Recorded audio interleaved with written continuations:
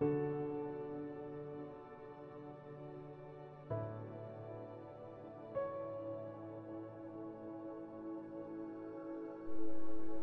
Maroc il y a 1 milliard d'années, au sein du supercontinent rhodynien.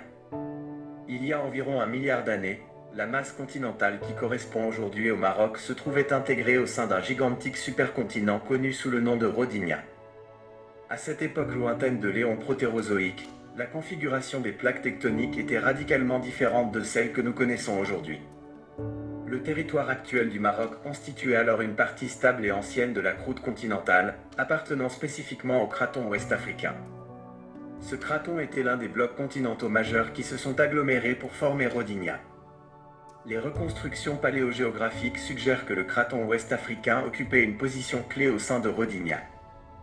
Bien que les modèles précis varient légèrement, il est généralement admis qu'il était situé à proximité d'autres masses continentales primordiales, telles que le craton amazonien, correspondant à une grande partie de l'actuelle Amérique du Sud, et potentiellement le craton du Congo, une vaste région d'Afrique centrale. Ainsi, il y a 1 milliard d'années, la région qui allait devenir le Maroc n'était pas une entité géographique distincte bordée par un océan Atlantique naissant, comme c'est le cas aujourd'hui. Elle était fermement ancrée au cœur du supercontinent rhodynien, participant à un assemblage continental massif qui regroupait la majorité des terres émergées de la planète. Le paysage proto-marocain de cette époque était donc profondément différent, caractérisé par sa position à l'intérieur d'une immense masse continentale plutôt qu'en bordure d'un océan.